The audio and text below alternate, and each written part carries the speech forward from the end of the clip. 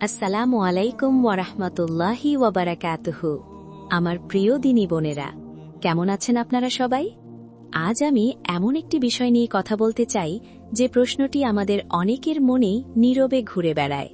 কিশোরী বয়সে প্রথম শারীরিক পরিবর্তনের সময় হোক, নতুন বিয়ের পর হোক, কিংবা বহু বছর সংসার করার পরেও আমাদের অনেকেই একটি বিষয় নিয়ে ভীষণ লজ্জায় থাকি।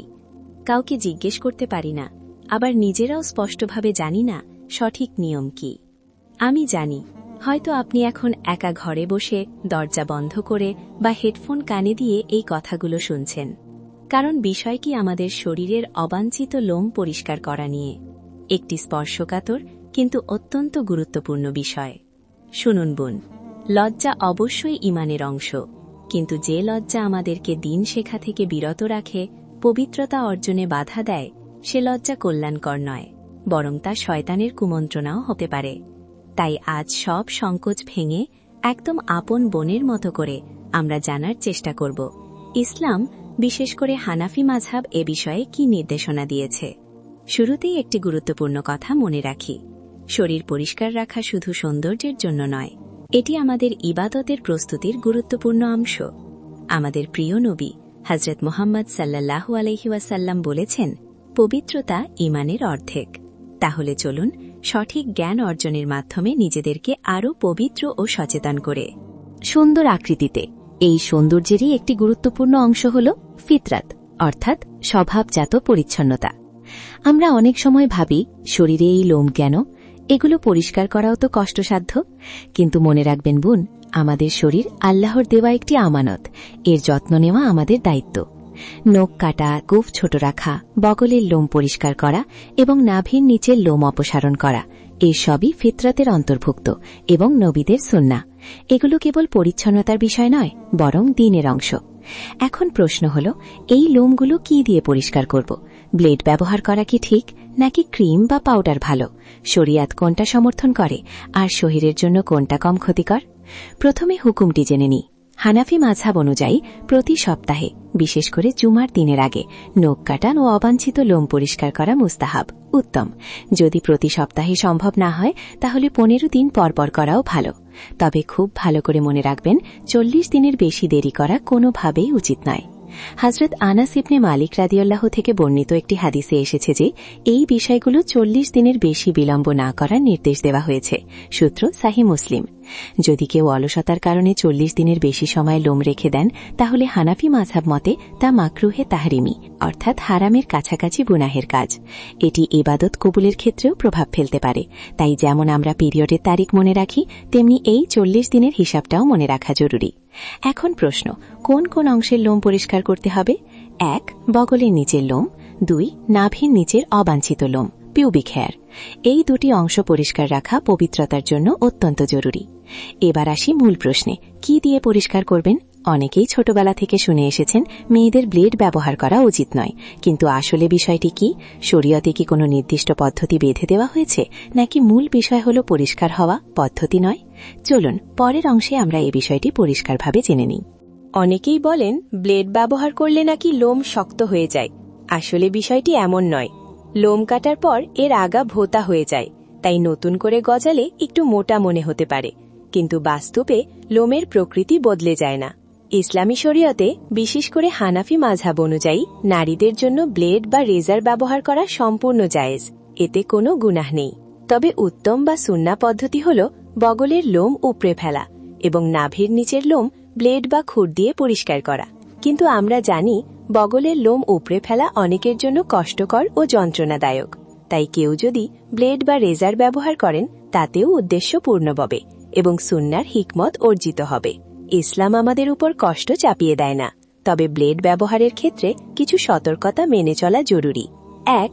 কখনোই শুষ্ক ত্বকে ব্লেড চালাবেন না, এতে কেটে যাওয়ার ঝুঁকি থাকে এবং পরে ত্বক কালচে হতে পারে। 2. ব্যবহারের আগে অবশ্যই সাবান, বডি ওয়াশ বা সেভিং ফোম ব্যবহার করবেন। 3. লোম যেদিকে বড় হয়েছে সেদিকেই ধীরে টানবেন, উল্টো দিকে টানলে ইনগ্রোন হেয়ার হতে পারে, অর্থাৎ লোম ত্বকের ভেতরে ঢুকে গিয়ে ফোড়া বা ব্যথার কারণ হতে পারে। 4. পরিষ্কার করার পর জায়গাটি ভালোভাবে ধুয়ে হালকা লোশন বা তেল লাগাবেন, যাতে জ্বালা পোড়া না হয়। অনেক বোনের ত্বক খুব সংবেদনশীল, ব্লেড ব্যবহার করলেই কেটে যায় বা র্যাশ ওঠে। তারা প্রশ্ন করেন, হেয়ার রিমুভাল ক্রিম বা পাউডার ব্যবহার করা যাবে কি? উত্তর হল হ্যাঁ, ব্যবহার করা যাবে। হানাফি মাযহাবের দৃষ্টিতে মূল উদ্দেশ্য হল পরিচ্ছন্নতা অর্জন করা। আপনি ব্লেড ব্যবহার করলেন নাকি ক্রিম, এটি মূল বিষয় নয়। মূল বিষয় হল শরীর পবিত্র ও পরিষ্কার রাখা। তবে এখানে দুটি শর্ত মনে রাখা জরুরি। প্রথমত, ক্রিম বা পাউডারের উপাদান যেন হালাল ও পবিত্র হয়, অর্থাৎ এতে নাপাক বা হারাম কোনো উপাদান থাকা যাবে না। দ্বিতীয়ত, চিকিৎসা বিজ্ঞানের দৃষ্টিতে এটি যেন আপনার ত্বকের জন্য ক্ষতিকর না হয়। বিশেষ সতর্কতা, গোপন অঙ্গের ত্বক খুবই কোমল ও পাতলা, তাই যে কোনো প্রোডাক্ট ব্যবহারের আগে ছোট একটি স্থানে পরীক্ষা করে নেওয়া ভালো। অযথা জ্বালাপোড়া, অ্যালার্জি বা সংক্রমণ হলে অবশ্যই তা ব্যবহার বন্ধ করবেন। মনে রাখবেন বোন, দিন আমাদের সহজ পথ দেখায়। পরিচ্ছন্ন থাকুন, সচেতন থাকুন আর নিজের শরীরের আমানতের যথাযথ হক আদায় করুন। বাজারে পাওয়া কেমিক্যালযুক্ত হেয়ার রিমুভাল ক্রিম ব্যবহারের আগে অবশ্যই প্যাচ টেস্ট করবেন। হাত বা পায়ের চামড়ায় অল্প করে লাগিয়ে কয়েক মিনিট অপেক্ষা করুন। যদি জ্বালাপোড়া, লালচে ভাব বা অ্যালার্জি দেখা দেয়, তাহলে তা সংবেদনশীল স্থানে ব্যবহার করবেন না। ক্রিমের সাধারণত একটি কটু গন্ধ থাকে, তাই ব্যবহার শেষে ভালোভাবে সাবান বা বডি ওয়াশ দিয়ে ধুয়ে নিন।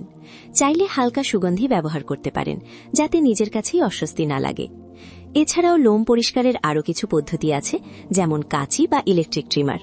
বর্তমানে অনেক বোন ট্রিমার ব্যবহার করতে স্বাচ্ছন্দ্য বোধ করেন। এটি তুলনামূলক নিরাপদ, এতে ত্বক কেটে যাওয়ার আশঙ্কা কম। শরীয়তের দৃষ্টিতেও এটি সম্পূর্ণ জায়েজ। বিশেষ করে যারা ব্লেড ব্যবহার করতে ভয় পান, তাদের জন্য এটি একটি ভালো সমাধান। আর আছে ওয়্যাক্সিং।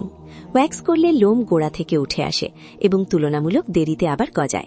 এটিও জায়েজ, তবে এতে বেশ ব্যথা হয়। ইসলাম অহেতুক নিজের উপর কষ্ট চাপিয়ে দিতে উৎসাহ দেয় না। যদি আপনি ব্যথা সহ্য করতে পারেন এবং ত্বকের কোনো ক্ষতি না হয়, তাহলে করতে পারেন।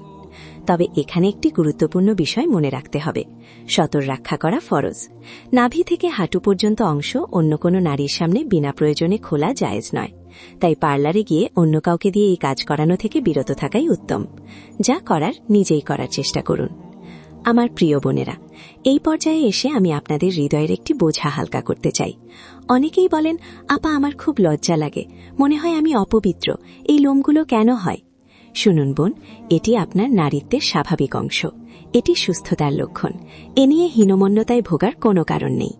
জান্নাতের সুসংবাদপ্রাপ্ত সাহাবিয়াগণও প্রয়োজনীয় মাসালা জানার জন্য প্রশ্ন করতেন, কখনো হজরত মোহাম্মদ সাল্লাল্লাহু আলাইহি ওয়াসাল্লামের কাছে, কখনো হজরত আয়েশা রাদিয়াল্লাহু আনহার কাছে।